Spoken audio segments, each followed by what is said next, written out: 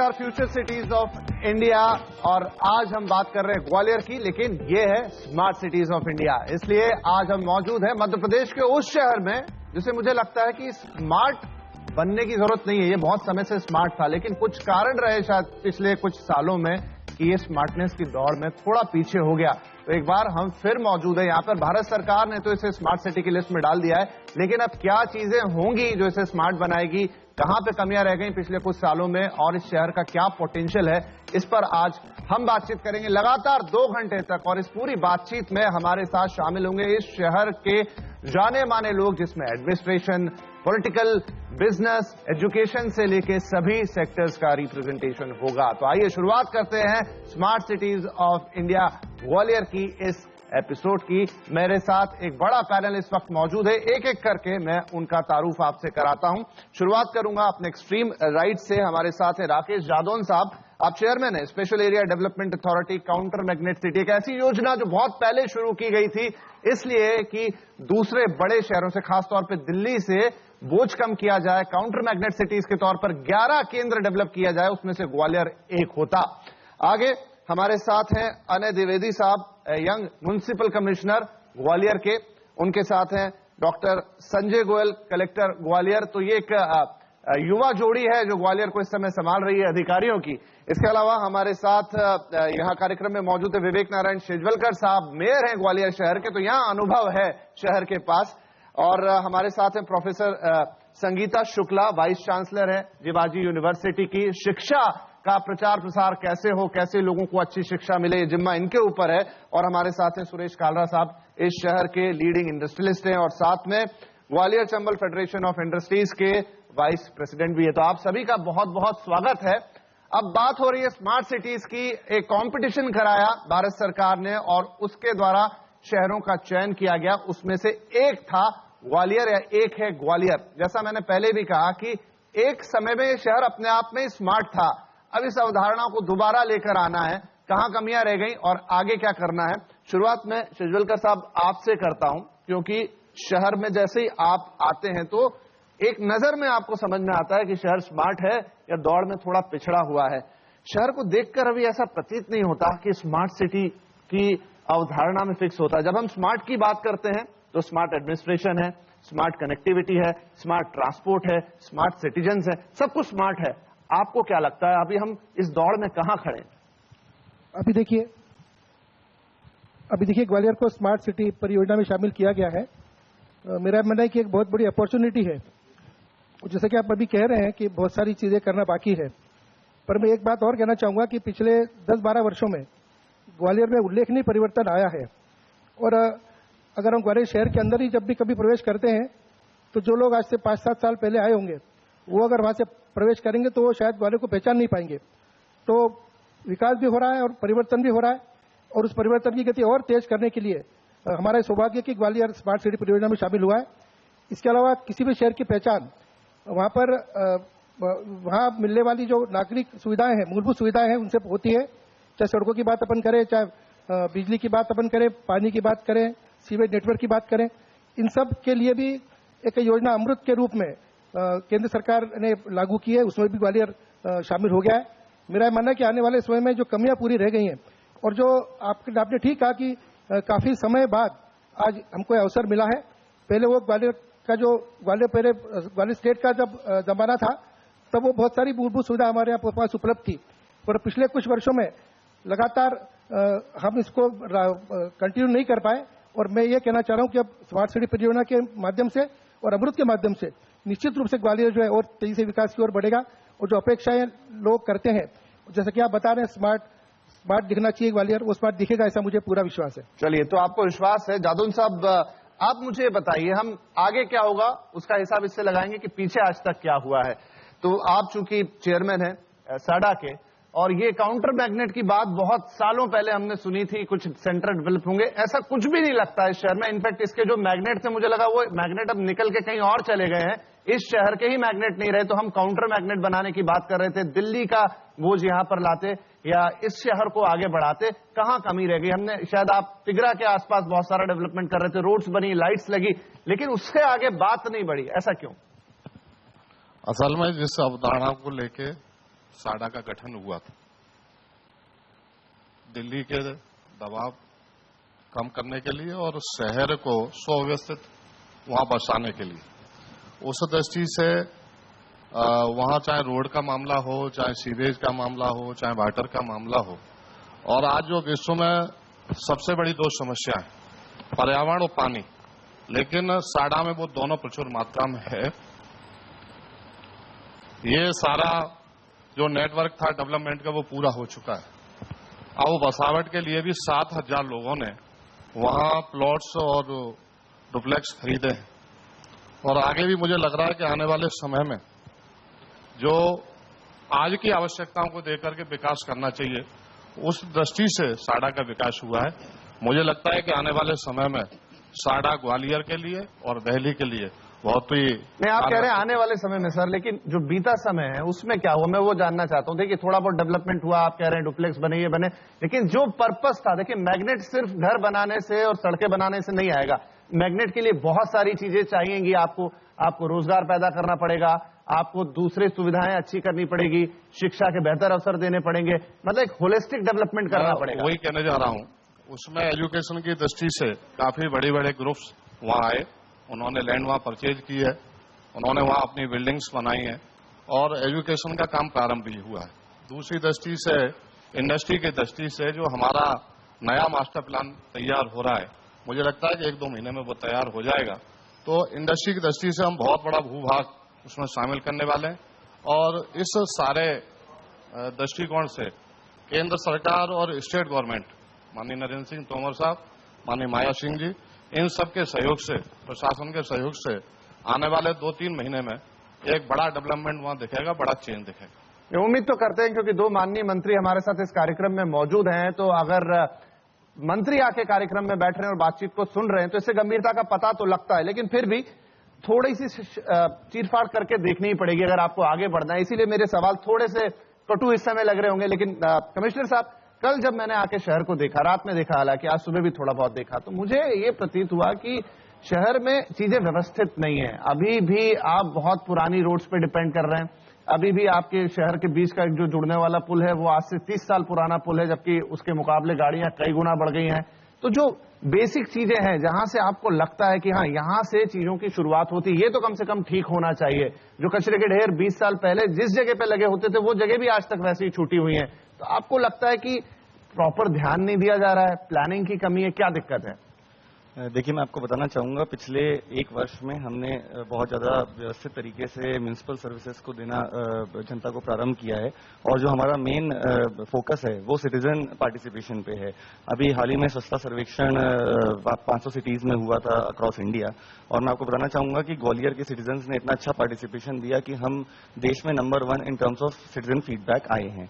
जहां तक बात है सिटीजन के पार्टिसिपेशन के साथ में म्युनिसिपल सर्विसेज को प्रदाय करने की, तो बहुत ही जल्द हमारी जो योजनाएं हैं वो अगले 2 या 3 महीनों में इंप्लीमेंट होने जा रही हैं, क्योंकि भारत सरकार एवं मध्य प्रदेश शासन द्वारा लगातार फोकस करके सभी स्कीम्स पे और प्रगति जो है वो हर हफ्ते हर महीने उसका प्रोग्रेस लिया जा रहा है। जहां तक आप बात कर रहे हैं कचरे को ढेरों की, तो मैं आपको बताना चाहूंगा कि सॉलिड वेस्ट मैनेजमेंट का प्लांट ग्वालियर जो पहला शहर था जहां पे वो प्लांट लगा, परंतु कुछ कारणों से वो प्लांट फंक्शन नहीं कर सका, परंतु पुनः 250 करोड़ की लागत से प्लांट जो है वो स्थापित करने जा रहे हैं और डोर टू डोर कलेक्शन भी होने जा रहा है। तो हम लगातार अपनी जो म्युनिसिपल सर्विसेज हैं, चाहे वो पानी हो, चाहे सीवर हो, चाहे कचरा हो, उसमें बहुत सारी स्कीम्स हैं। अमृत योजना में 874 करोड़ का गवर्नमेंट ऑफ इंडिया का आउटले था, उस आउटले के तहत हमारे टेंडर प्रक्रिया में है, और अगले 2 माह में हमारे सारे काम स्टार्ट होने जा रहे हैं। राइट। संजय गोयल साहब, आप इस समय ग्वालियर के लिए कलेक्टर हैं, आपने और भी जिलों में काम किया होगा मध्य प्रदेश के, लेकिन मैं आपसे बहुत गंभीर सवाल पूछना चाहता हूं कि एक समय ग्वालियर मध्य प्रदेश का चमकीला राइजिंग स्टार था। इंदौर, भोपाल, जबलपुर ये शहर भी थे, लेकिन जो बात ग्वालियर के अंदर थी, चाहे खेल हो, शिक्षा हो, संचार हो, ये सारी चीजें जो थी वो बहुत अच्छी थी। मैं उदाहरण दूं कि कल इस शहर में अगर हमें पहुंचने के लिए मुंबई से पूरे 8 से 9 घंटे लग गए। पहले कोई डायरेक्ट फ्लाइट नहीं इस शहर के लिए, आपको दिल्ली जाना पड़ा, दिल्ली से आप या तो ट्रेन से आए या बाय रोड लेकर आए। तो अगर कनेक्टिविटी के लेवल पे ही ये शहर इतना पीछे छूट गया, तो हम कैसे सोचें कि ये फ्यूचर सिटी या स्मार्ट सिटी के उस कंपटीशन में खड़ा भी होता है? सबसे पहले तो मैं CNBC को धन्यवाद करूंगा कि आपने ऐसा आयोजन किया और हम सबको एक प्लेटफॉर्म पे लाया है, और विशेषकर जो हमारे सिटीजन्स हैं और डिफरेंट स्टेक होल्डर्स हैं उनके साथ आपने हमें चर्चा का अवसर दिया। आपका कहना बिल्कुल सही है कि जो कनेक्टिविटी है वो सबसे इम्पोर्टेंट है किसी भी सिटी के डेवलपमेंट के लिए। अगर हम, जैसा आपने सबसे पहले कहा, एयर कनेक्टिविटी की बात करें तो मैं आपको बताना चाहूंगा कि माननीय सांसद महोदय के प्रयास से अब हम जो कनेक्टिविटी है हमारी दिल्ली से भी, इंदौर से भी और लखनऊ का भी जो है संभवतः उसकी कनेक्टिविटी हमारी एयर कनेक्टिविटी बढ़ने वाली है।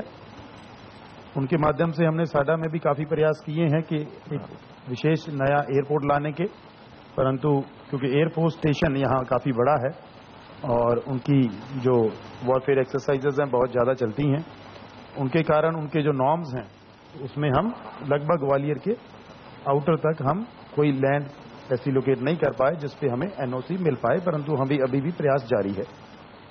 रेलवे कनेक्टिविटी को लेकर भी मैं बताना चाहूँगा कि जैसा स्मार्ट सिटी में हमारा इंक्लूजन हुआ है और हमारे टीम के प्रयासों से और हमारे जनप्रतिनिधियों के प्रयास से, वैसा ही माननीय सांसद महोदय के द्वारा स्मार्ट स्टेशन जो लिस्ट जारी हुई है इंडियन रेलवेज की, उसमें ग्वालियर स्टेशन को भी स्मार्ट स्टेशन के तौर पे विकसित करने में जुड़ाव हुआ है। और जैसा आपने 1-2 दिन पहले भी पढ़ा होगा कि जो हमारी छोटी लाइन है उसको भी अब ब्रॉड गेज में कन्वर्ट करने से जो हमारी कनेक्टिविटी सीधी है जो ग्वालियर की श्योपुर और सवाई माधोपुर से, उस तरफ भी कनेक्टिविटी बढ़ने से जो ईस्ट बाउंड ट्रेन हैं वो भी बढ़ेंगी।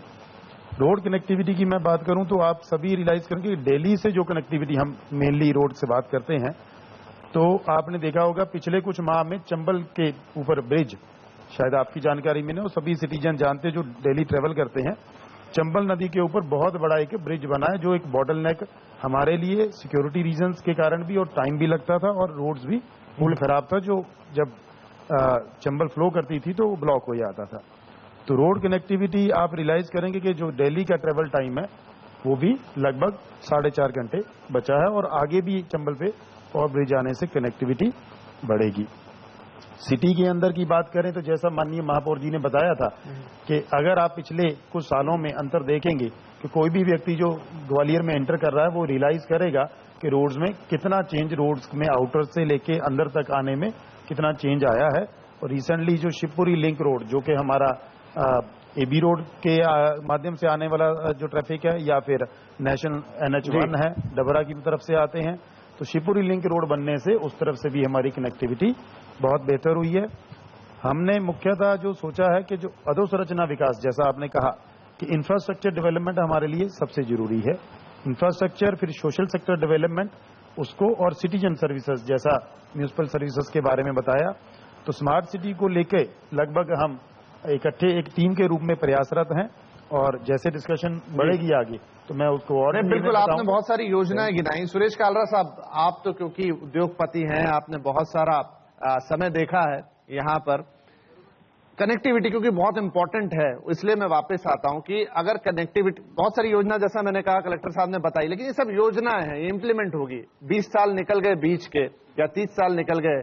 जब मैं बात कर रहा हूं पोस्ट लिबरलाइजेशन की, जब ग्वालियर बिल्कुल टॉप पे खड़ा हुआ था, लेकिन आज जब हम 2017 में हैं तो आपको FDI लेनी है, आपको बड़े इंडस्ट्रियलिस्ट को बुलाना है, तो अगर एक कनेक्टिविटी जो बहुत इंपॉर्टेंट होता है मेरे हिसाब से, किसी भी देश के लिए, राज्य के लिए उसकी सड़क और एयर कनेक्टिविटी बहुत इंपॉर्टेंट होती है। रेल के मामले में ग्वालियर आगे था, आज भी कहूंगा कि ठीक ठाक पोजीशन पे है, लेकिन इन दो को, इसके बीच में जो इतना बड़ा गैप आ गया, उसके क्या कारण रहे?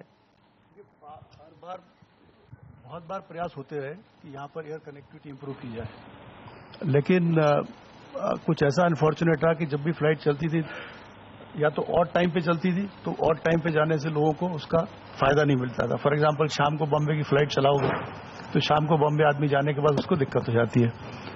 सिमिलरली, और वो फ्लाइट्स इस कारण से बंद कर दी जाती थी, यहाँ से ट्रैफिक नहीं मिल रहा। अभी फिर से एक फ्लाइट चालू हुई है, हफ्ते में 3 दिन चलती है और उसमें ऑलमोस्ट फुल फ्लाइट चलती है वो। अब ये बात करें अपन की एयर कनेक्टिविटी की वजह से कारण क्या हुए। देखिए, ग्वालियर का उद्योग या किसी भी सिटी का उद्योग उसकी कनेक्टिविटी से ही पॉसिबल है। जैसा कि आपने अभी बताया कि ग्वालियर 60-70 साल पहले एक बहुत स्मार्ट सिटी था। मैं 60-70 साल की भी बात नहीं कर रहा हूँ सर, मैं बात कर रहा हूँ 90 के दशक की, 90 से 2000 के बीच में, तब भी चीजें बहुत अच्छी थी। जी, तो हमारा कंपेरेटिवली अगर मध्य प्रदेश में 5 बड़े शहर थे, रायपुर, जबलपुर, इंदौर, भोपाल और Gwalior. Gwalior was almost smartest in all the 5 cities. Today we are the weakest in all the 5 cities. उनके यहाँ का औद्योगिक विकास, बिजनेस डेवलपमेंट फास्ट इसीलिए हुआ कि उन्होंने इंफ्रास्ट्रक्चर के साथ साथ कनेक्टिविटी को बहुत तेजी से इंप्रूव किया। आज इंदौर के अंदर 50-60 फ्लाइट होंगी, रायपुर के अंदर फ्लाइट से। आज रायपुर कितना ज्यादा डेवलप हो गया, इसका मेजर कारण है प्रॉपर कनेक्टिविटी। आज कनेक्टिविटी के इशू की वजह से बहुत सारे इन्वेस्टर, बिजनेसमैन ग्वालियर आकर के इन्वेस्ट करना नहीं चाहते। और तो और सेलिब्रिटीज और चीफ गेस्ट भी ग्वालियर आने से अवॉइड करते हैं कि उनको इन्वाइट करो तो बोले कैसे आएंगे यार, 20 घंटे लगेंगे, तो दे अवॉइड ग्वालियर। सिमिलरली अभी रिसेंटली एक क्रिकेट टीम ने ग्वालियर आने से इसलिए मना कर दिया कि यहां पर प्रॉपर अकोमोडेशन नहीं है जो उनको चाहिए एडिक्वेट। तो कनेक्टिविटी के साथ साथ adequate accommodation is also major problem. फिर बाहर से कोई अगर लोग आते हैं, उनको यहां रहना है, तो कनेक्टिविटी के अलावा उनको लोकल इंफ्रास्ट्रक्चर भी अच्छा चाहिए, उनको अच्छे हेल्थ केयर सिस्टम चाहिए, अच्छे एंटरटेनमेंट के साधन चाहिए, उसका भी बहुत अच्छी तरह से अभाव है। अब ऑफकोर्स योजनाओं के तहत अब उम्मीद करते हैं कि भारत सरकार ने जिस तरह से अब सोचा है कि स्मार्ट सिटी के डेवलपमेंट से एक अच्छा कॉन्सेप्ट है, और अगर ये आगे सक्सेसफुल होता है तो I am sure Gwalior will start progressing at a faster pace. करिए, तो यहाँ पर अभी हमारे पास आश्वासन है, उम्मीदें हैं, और हम कोशिश कर रहे हैं, क्योंकि देखिए ग्वालियर को विकास के पथ पर आगे लेके जाना है, और जब विकास के पथ पर आप आगे बढ़ेंगे तो आपको ये बहुत जरूरी होगा कि आप पीछे देखें कि क्या कमियां रह गई, क्या गलतियां हो गई, कैसे सबक लिया जाए। तो उसी पर अभी चर्चा केंद्रित है। ब्रेक लेते हैं, यहां पर ब्रेक के बाद आएंगे तो प्रोफेसर साहिबा से पूछेंगे कि एजुकेशन के मामले में भी ग्वालियर 1 नंबर पे होता था, आज क्या स्थिति है, और आज हमारे पास बदलते वक्त के हिसाब से एजुकेशन, स्किल डेवलपमेंट, इन सब के लिए क्या कार्यक्रम है, इस चर्चा को आगे बढ़ाएंगे इस छोटे से ब्रेक के बाद।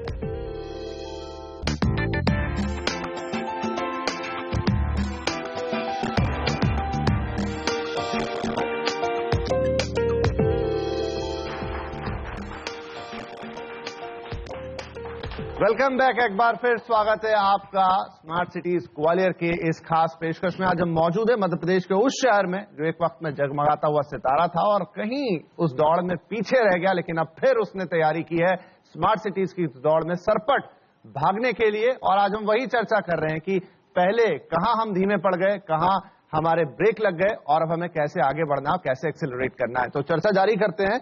अब बात करेंगे प्रोफेसर संगीता शुक्ला से। संगीता जी, ग्वालियर में अगर मैं एजुकेशन की बात कहूं तो मुझे लगता है नंबर 1 पे था और बहुत हद तक रिटेन भी किया है उसने। लेकिन अगर मैं आज की तारीख में बात करूं, अब जिस तरीके का माहौल बदला पिछले 20-30 साल में, जिस तरह के रिक्वायरमेंट है, जिस तरह के स्किल डेवलपमेंट चाहिए, एजुकेशन के जो कोर्सेज चाहिए, जो कैरिकुलम चाहिए, उसमें हम कहां खड़े होते हैं? क्योंकि डॉक्टर्स देता था ये शहर, बहुत बेहतरीन इंजीनियर्स देता था ये शहर, LNIP अब तो आज की तारीख में यूनिवर्सिटी बन गई है, लेकिन एजुकेशन में फिजिकल एजुकेशन का अकेला इंस्टीट्यूट था।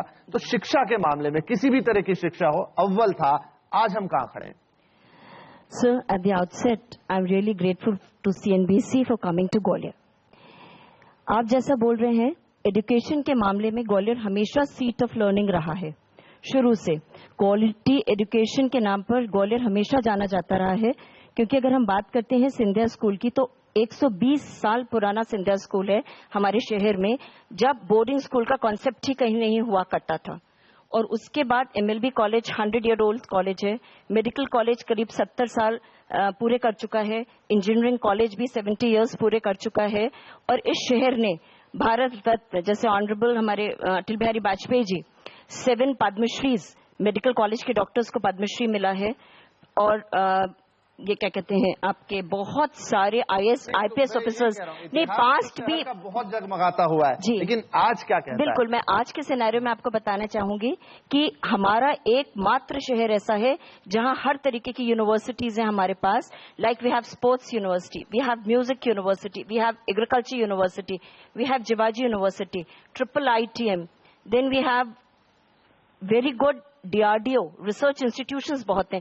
तो हमारा प्रेजेंट सिनेरियो में भी एजुकेशनल हब है ग्वालियर। और एक I am really proud of Gwalior by saying that आज अगर आप जाकर देखें, आप साइट पर देखें तो ये पता चलता है लिटरेसी रेट ग्वालियर की 87% है. It is higher than the national literacy rate which is 74%. तो ये हमारी लिटरेसी रेट हमारे शहर की इतनी ज्यादा क्यों है? वो सिर्फ इसलिए है कि we have diverse institutions, we have diversity. और दूसरी चीज, एज वाइस चांसलर जो मैं महसूस कर रही हूँ 3 साल से, this is a city where it is an affordable city. यहाँ का एनवायरनमेंट इस तरीके का है कि स्टूडेंट्स अपने आप को सेफ फील करते हैं. और राउंड द इंडिया से, जम्मू कश्मीर इंक्लूडिंग दिल्ली के स्टूडेंट्स हमारे यहाँ बहुत हैं, नॉर्थ ईस्ट एरिया के स्टूडेंट्स बहुत हैं. और उसका ही रिजल्ट है कि देखिए स्टैटिस्टिक्स में लिटरेसी रेट में हम लोग कितने आगे हैं. ये बात मेरा आपसे बिल्कुल कहना है. क्वालिटी ऑफ एजुकेशन में हम थोड़े से पिछड़ रहे हैं. क्वालिटी ऑफ एजुकेशन हमको मेंटेन करना पड़ेगा इन कमिंग ईयर्स. जैसे मोदी जी की स्किल डेवलपमेंट जो प्रोग्राम है, उसके अंतर्गत एमएचआरडी ने जो प्रोग्राम स्टार्ट किए हैं, कौशल केंद्र है, ज्ञान प्रोजेक्ट्स हैं, सक्षम है, ये सारे जो 5 प्रोजेक्ट्स हैं उसमें से हम आपको बताएं 3 प्रोजेक्ट्स हमारे शहर में.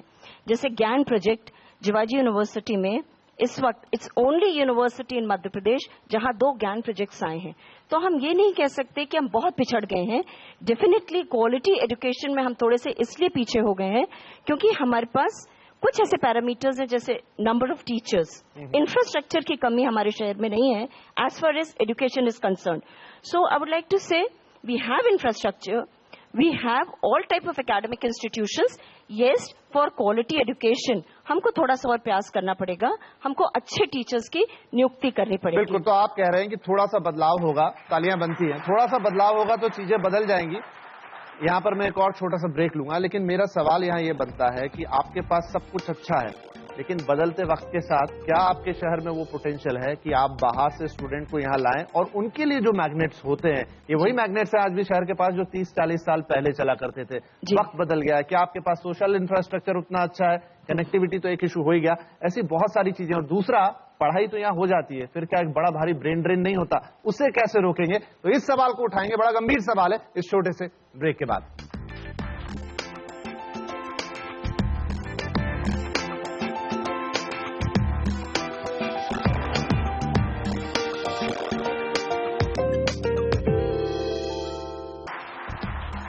Welcome back. Smart city Gwalior में आपका बहुत बहुत स्वागत है. हम चर्चा कर रहे हैं ग्वालियर के ऊपर कि कैसे ये शहर अब एक बार फिर से स्मार्ट बनने की राह पर अग्रसर हो चला है, आगे बढ़ चला है.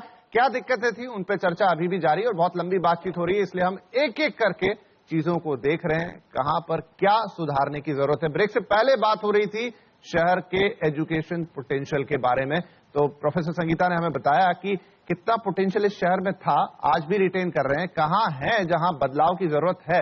लेकिन उस समय आप मुझे बताएं सर कि स्टूडेंट्स यहां पर आते हैं. स्टूडेंट्स आज की तारीख में बहुत बदल गए हैं. उनको थोड़ा सा एंटरटेनमेंट भी चाहिए, थोड़ी सी नाइट लाइफ भी चाहिए. स्टूडेंट ही क्यों, सबको चाहिए. तो सोशल इंफ्रास्ट्रक्चर जो किसी भी शहर के पास होता है, अगर आप उत्तर पूर्व में भी जाके देखें तो आसाम के जो शहर हैं या जो दूसरे से शहर हैं, वहां पर भी हमें लगता है कि अब सुविधाएं बहुत बेहतर होगी, जबकि उस इलाके को हम पिछड़ा हुआ मानते हैं. तो अगर वहीं से तुलना कर ली जाए तो हम कहां पे खड़े हैं? क्योंकि मुझे लगता है कि अभी भी शहर के पास जो मॉडर्न रिक्रिएशन या मॉडर्न फैसिलिटीज होती है, जो एक मॉडर्न का टैग होता है, वो नहीं. और वो नहीं होगा तो जो अट्रैक्शन है, जो पुल है आज के जीवन स्तर का, वो नहीं आएगा. देखिए, इसमें काम तो काफी हुआ है और इस क्षेत्र में भी ग्वालियर आगे बढ़ा भी है. पर ये बात भी आपकी उतनी सही है कि जिस स्तर पर ये सारी सुविधाएं और ये सारी बातें ग्वालियर के लिए करनी है, वो मेरा मानना है कि अभी काफी गैप उसके अंदर है. और हम उम्मीद करते हैं कि आने वाले समय में जब हम स्मार्ट सिटी की बात हम करेंगे, जब अमृत योजना के अंतर्गत इंफ्रास्ट्रक्चर की बात हम करेंगे, तो मेरा मानना है कि निश्चित रूप से इस पर भी सुधार होगा. और हम जो स्टूडेंट्स आ रहे हैं यहाँ पर पढ़ने के लिए, उनको अटेंड करने के लिए यहाँ पर पर्याप्त मात्रा में हम सफल भी होंगे, ऐसा मुझे लग रहा है. राइट. आप दोनों ही जो अधिकारी हैं शहर के बड़े यंग हैं, तो जब यंग होते हैं तो एस्पिरेशन नाम का शब्द जो जुड़ जाता है, मैं उसी के बारे में बात कर रहा हूं कि जो लोग यहाँ पर आते हैं, एस्पिरेशन के नाम पर क्या रहता है? क्या उनको वो चीजें मिल पाती हैं जो इस सिटी में उन्हें रोकने के लिए? देखिए, शिक्षा की उन्होंने बात कही कि आपके पास हर तरह का इंस्टीट्यूट है, आप डॉक्टर्स बना रहे हैं, इंजीनियर बना रहे हैं, फिजिकल एजुकेशन दे रहे हैं, सब तरीके की. I think number of colleges की संख्या 100 से ज्यादा है. नहीं, बहुत ज्यादा है. ग्वालियर डिस्ट्रिक्ट चंबल संभाग में इट इज मोर देन 700. मैं अकेले शहर की बात कर रहा हूँ। इस शहर के अंदर 140 140 आपके पास अलग अलग कॉलेजेस हैं, उसमें हर तरह की शिक्षा मौजूद है। लेकिन वो शिक्षा प्राप्त करने के बाद, एक अच्छी एजुकेशन लेने के बाद, क्या वो व्यक्ति यहाँ रुकेगा? क्या वो एस्पिरेशन ये शहर उसे देता है? आप जैसा बता रहे हैं, मैं सर्वप्रथम सहमत हूँ वीसी मैम से और मेयर साहब से कि हमारे यहाँ की एजुकेशन फैसिलिटीज काफी अच्छी हैं दूसरों के मुकाबले, और जैसा मैम ने बताया अफोर्डेबल हैं। रिगार्डिंग के करने के बाद कोर्सेज को पूरा, वो क्या सिटी में रहना चाहेंगे या दूसरे सिटी जाना चाहेंगे, डेफिनेटली जो पुल फैक्टर है उसको ना तो रोका जा सकता है ना रोका जाना चाहिए, और कहीं क्या अट्रैक्शन है वो पुल कर सकता है, पर पुश फैक्टर नहीं रहना चाहिए सिटी में। उसको लेके जो जॉब की फैसिलिटीज क्रिएट करने को लेकर मैं बताना चाहूंगा, वोकेशनल एजुकेशन और जो इंडस्ट्रियल डेवलपमेंट या सर्विस सेक्टर डेवलपमेंट में हम काम कर रहे हैं, जो हमारा प्लान है। अगर आप देखेंगे कि पिछले 1-2 साल में प्लास्टिक पार्क यहाँ पे सैंक्शन हुआ है, तो उसी के उपयोग के लिए यहाँ पे CIPET, central institute of petroleum education and training, वो भी सैंक्शन करवाया गया है माननीय सांसद महोदय द्वारा, और जो बच्चे उसमें कोर्सेज करेंगे वो उसमें लगभग अब्जॉर्ब यहीं पे हो जाएंगे। टेक्सटाइल पार्क करवाया गया है, गारमेंट पार्क वहां लगभग पूरा हो गया है, उसका जो अलॉटमेंट है सभी को प्लॉट्स वो शुरू हो रहा है। जो इंक्यूबेशन सेंटर है, जो ट्रेनिंग सेंटर के रूप में काम करेगा, वो एक लेदर फैक्ट्री के पुराने कॉम्प्लेक्स में इंक्यूबेशन सेंटर चालू हुआ है। रिसेंटली 2 या 3 महीने पहले आईटी पार्क जो बना हुआ था वो भी कंपनी को चला गया, लगभग 250 से 300 उसमें यूथ एम्प्लॉय किए गए हैं, और उनका जो प्लान है लगभग 2000 तक एम्प्लॉयमेंट करने का प्लान है। फिर हमारे यहाँ विकसित हुआ है इलेक्ट्रॉनिक मैन्युफैक्चरिंग क्लस्टर, जिसमें हम इंटरनेशनल जो कंपनीज हैं इसमें मैन्युफैक्चर पीसीबी जो मैन्युफैक्चर करती हैं, जो कंप्यूटर के हार्डवेयर पार्ट्स होते हैं, उनको हम अट्रैक्ट कर रहे हैं। जस्ट 3 दिन पहले ही जो भोपाल से प्लानिंग की गई थी, उसके माध्यम से ताइवान की एक जो काफी बड़ी कंपनी यहाँ पे 3 दिन पहले ही उसको सर्वे करके गई है, और उनका भी जो इंटरेस्ट है उसमें ग्वालियर और आसपास में पॉजिटिव है। तो मैं बताना चाहूंगा, जैसा आप बता रहे हैं, तो इंस्टीट्यूशन जैसे कई बार जानकारी में नहीं रहता, तो डीआरडीओ को भी हमने लगभग 450 एकड़ जमीन हमने दी है, और उस पे भी वो काफी बड़ा अपना इंफ्रास्ट्रक्चर लाने जा रहे हैं। जैसा मैम ने बताया, यूनिवर्सिटीज आप देखेंगे कि पिछले 2-3 साल में ही इतनी बड़ी एग्रीकल्चर यूनिवर्सिटी की स्थापना हुई है, और म्यूजिक यूनिवर्सिटी फुली स्टैब्लिश होने के प्रोसेस में है। और अगर स्टोन पार्क, क्योंकि हमारे यहाँ का स्टोन वर्क जो है वो बहुत मेन होता था, उसके लिए भी यहाँ पे स्टोन पार्क की स्थापना प्रारंभ हो गई है। कालीन पार्क जो कई सालों से काम रुका था, कालीन पार्क का भी कंस्ट्रक्शन वर्क इसी साल, पिछले साल प्रारंभ हो गया है।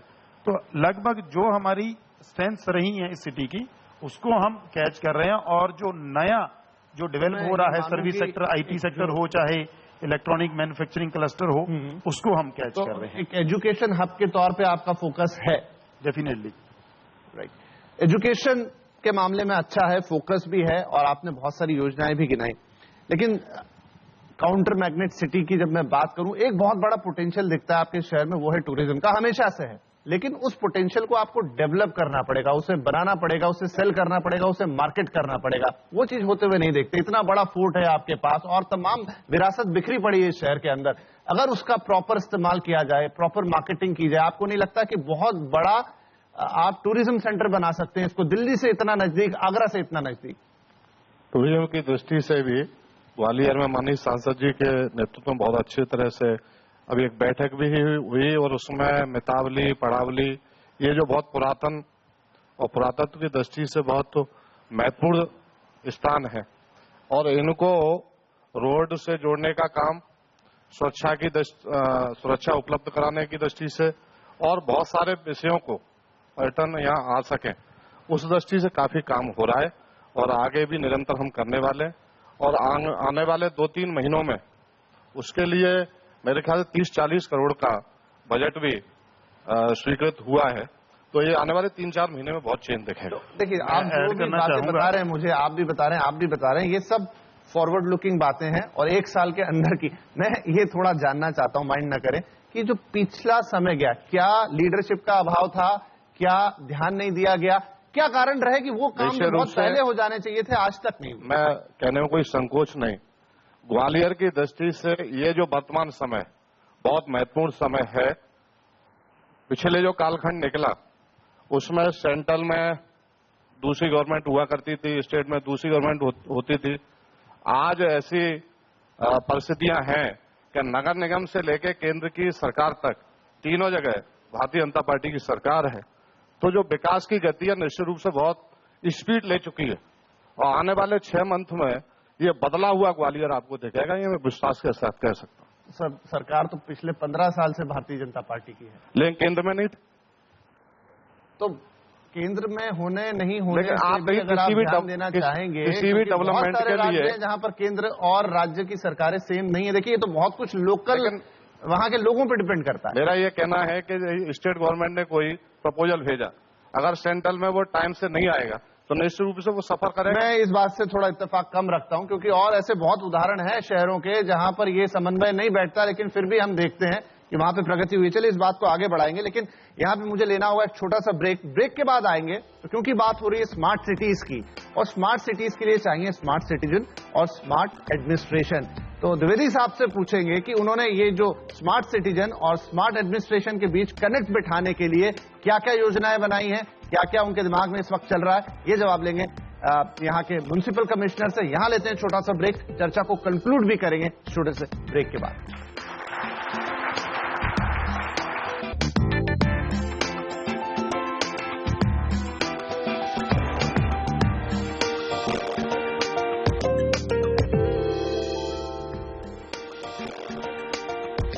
एक बार फिर स्वागत है आपका स्मार्ट सिटीज ग्वालियर में। यहां पर बहुत धन्यवाद।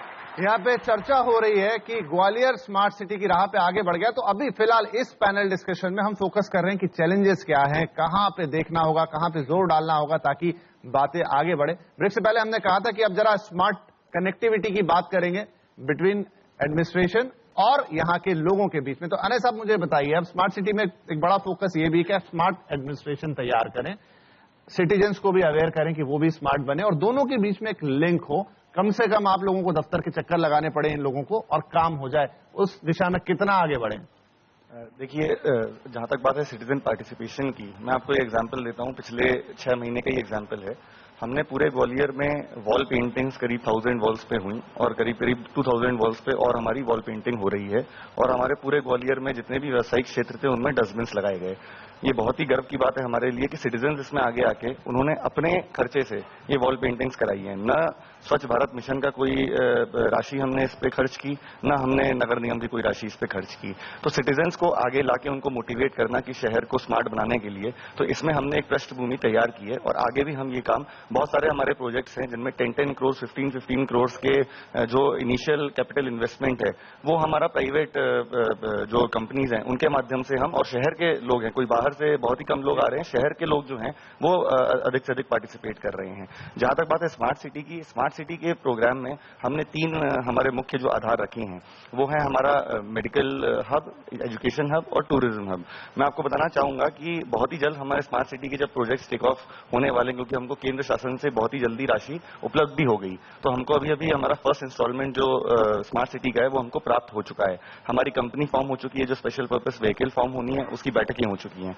जहां तक बात है सिटीजन पार्टिसिपेशन की, हम पहले ही दौर में कॉलेज के जो स्टूडेंट्स हैं उनको मोटिवेट कर रहे हैं कि वो आगे आएं और उनके स्टार्टअप्स को हम स्मार्ट सिटी से जोड़ें। हम एक इंटर्नशिप प्रोग्राम स्टार्ट करने वाले हैं। जो यहाँ के कॉलेज के स्टूडेंट्स हैं हमारे, वो हमारे स्मार्ट सिटी के प्रोग्राम से आके जुड़ेंगे और उसमें हमको इनपुट्स भी देंगे।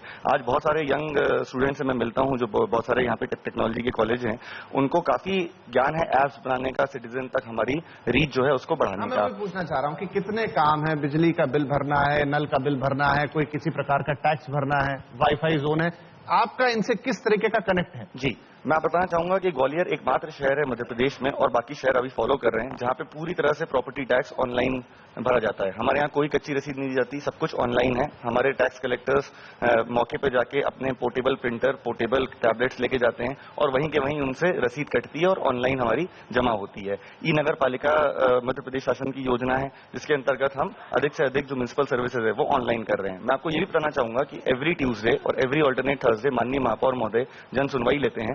जन सुनवाई में सारे जोनल ऑफिसर्स से हमारी वीडियो कनेक्टिविटी है। जो सिटीजन अपनी ग्रीवांस लेके हेडक्वार्टर तक पहुंचता है, हम तत्काल उसकी जोनल ऑफिस में भी उससे ऑफिसर से, कंसर्न ऑफिसर से बात कराते हैं। हमारा पूरा मुद्दा है ट्रांसपेरेंट एडमिनिस्ट्रेशन और एफिशिएंट एडमिनिस्ट्रेशन प्रदाय करने का। और पिछले 6 महीनों में जो बदलाव हुए हैं उससे मुझे लगता है कि 100 गुना और बदलाव जो है वो स्मार्ट सिटी का एक प्लेटफॉर्म यहाँ पे क्रिएट हुआ है। मैं आपको बताना चाहूंगा, हम 400 स्थान पे थे सफाई के क्षेत्र में 2 साल पहले।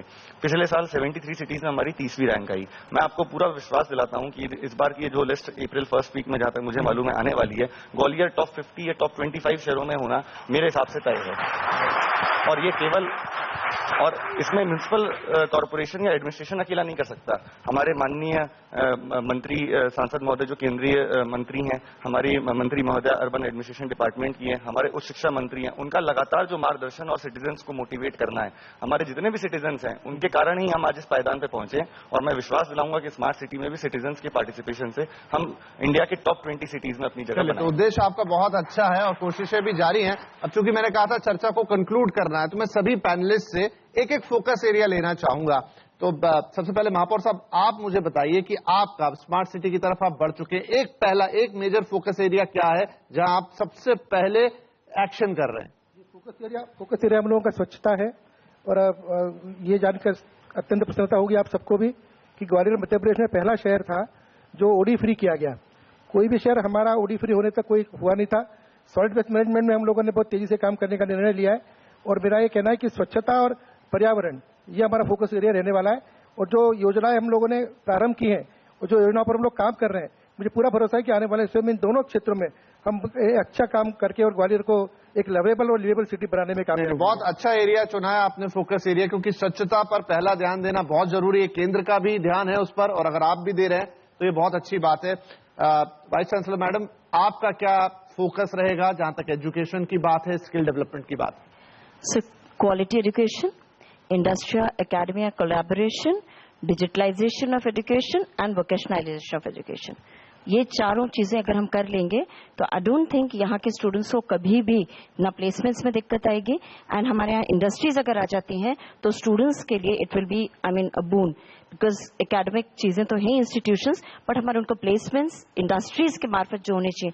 हम लोग अपने सिलेबाई में तो चेंज कर चुके हैं, इंडस्ट्रीज से कनेक्ट करने के लिए जो स्किल उनको चाहिए वो स्किल देने के लिए हम लोग ने सिलेबस भी चेंज करे हैं।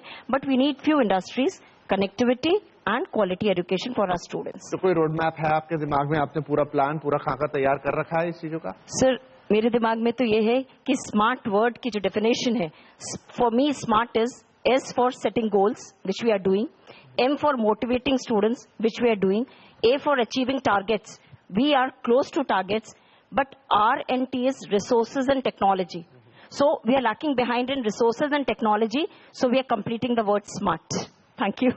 बढ़िया है। कालरा साहब, मुझे बताइए, मैडम कह रही हैं कि हम स्टूडेंट्स को तैयार कर देंगे, जहां पर एजुकेशन है, स्किल डेवलपमेंट में कमी है वो भी पूरी कर देंगे, लेकिन आपको इंडस्ट्रीज लानी पड़ेगी, आपको जॉब्स लाने पड़ेंगे। जॉब क्रिएशन का मौका कितना है?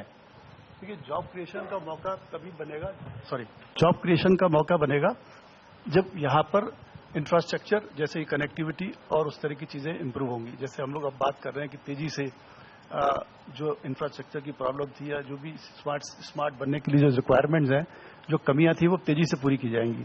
क्योंकि ये जो कॉन्सेप्ट अब आया है, जो पुरानी बात अगर छोड़ दें, हम जितना पिछड़ गए वो पिछड़ गए, लेकिन अगर अब जिस तरह से हम लोग डिस्कस कर रहे हैं इसी तेजी से अगर प्रोग्रेस करते हैं तो डेफिनेटली उद्योग भी आएंगे, इन्वेस्टर्स भी आएंगे, और इन्वेस्टर्स आएंगे तो जॉब क्रिएशन भी होगा।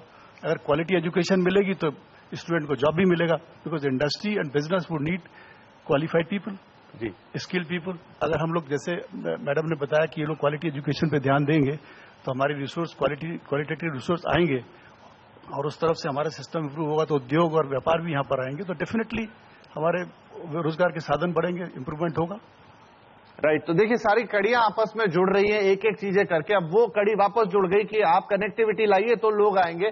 आपके ऑफिस से जब फाइल बढ़ेगी धक्का लगेगा। सर, आप ही को प्रयास करना है ये पूरा, एयर कनेक्टिविटी अच्छी हो, रोड में भी, रोड ठीक है लेकिन एयर कनेक्टिविटी अच्छी हो, सबसे इंपॉर्टेंट है। बॉम्बे, दिल्ली, एटलीस्ट 2 बड़े शहरों से तो आपके पास रोज फ्लाइट होनी चाहिए एक। डेफिनेटली मैंने जैसा बताया कि लगभग 1 या 2 महीने में वो कनेक्टिविटी चालू होने वाली है। और मैं अपना फोकस एरिया बताना चाहूंगा कि हम इंक्लूसिव डेवलपमेंट चाह रहे हैं।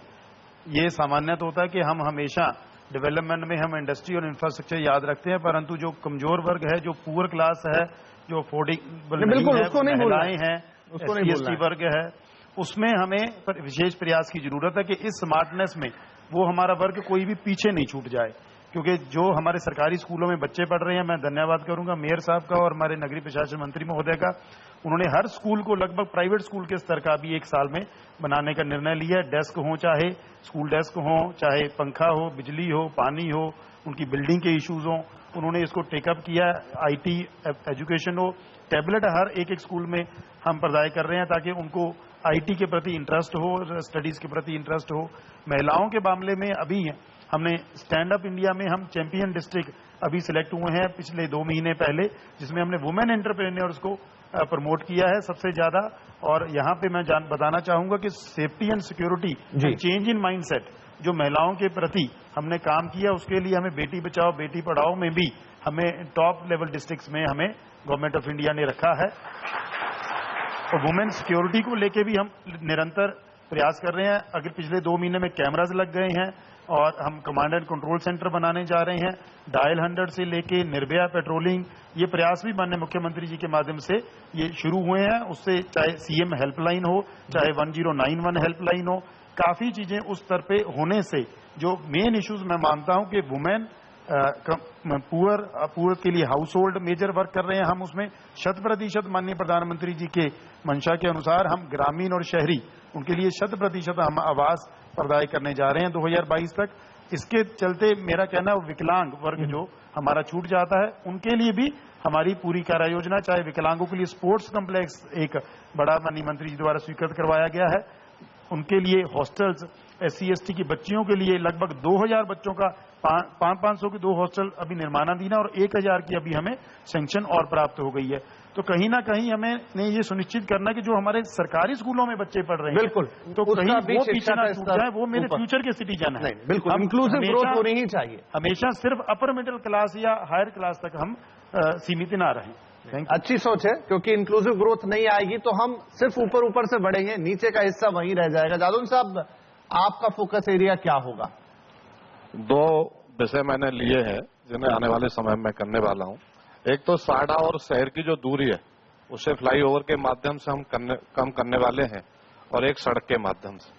दूसरा, एक व्यवस्थित इंडस्ट्री के लिए एक परिषद तैयार हम कर रहे हैं। जैसे ही मास्टर प्लान हमारा 1-2 महीने में आ जाएगा तो उसमें हमने वो जगह चिन्हित कर ली है।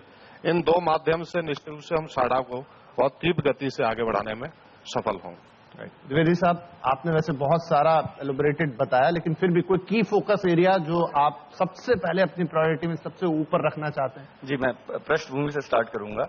हमारे यहाँ पे हाल ही में नगरोदय अभियान मध्य प्रदेश शासन का अभी 8 फरवरी में कंक्लूड हुआ। ग्वालियर शहर में 1,24,000 लोगों को, जो निम्न वर्ग कोई भी वर्ग के हों, अफोर्डेबल हाउसिंग में इकोनॉमिकली वीकर सेक्शन है, हमने 1,24,000 लोगों को लाभान्वित किया। और हमारे जनप्रतिनिधियों के ही सहयोग और मार्गदर्शन में लोगों, सिटीजन और एडमिनिस्ट्रेशन के बीच में जो गैप था वो पूरा का पूरा गैप हमने खत्म किया। जहां तक बात है फोकस एरिया की, मेरे 4 फोकस एरिया हैं और 4 ही गवर्नमेंट की स्कीम्स हैं जिनको हमको इम्प्लीमेंट करना हमारे लिए सबसे महत्वपूर्ण है। फर्स्ट, प्रधानमंत्री आवास योजना सबके लिए आवास में हमारे पास में करीब 4,500 करोड़ का आउटले है। पहला फेज का हमने DPR भी कर दिया। हम बहुत ही जल्दी अपनी अफोर्डेबल हाउसिंग के घर जो ऑलरेडी बन रहे हैं, 1000 से ज्यादा घर हम पिछले 1 वर्ष में दे चुके हैं और 1000 घर हम अगले महीने देने वाले हैं। सेकेंड, हमारा जो है स्वच्छ भारत मिशन के अंतर्गत हमारा सॉलिड वेस्ट मैनेजमेंट का प्लांट अगले 2 महीने में हमारा कार्य धरातल पे स्टार्ट हो जाएगा और डोर टू डोर कलेक्शन हमारा स्टार्ट हो जाएगा। तीसरा जो हमारा फोकस एरिया है अमृत में जैसे मैंने आपको शुरू में बताया 800 से ज्यादा भी करोड़ की आउटले है और उसमें हमारा सीवर और वाटर कनेक्टिविटी हमारी पूरी की पूरी जो उसकी DPR है तैयार होके और हमारी टेंडरिंग में अभी है और वो भी 2 महीने में कार्य अब स्टार्ट होके देखेंगे।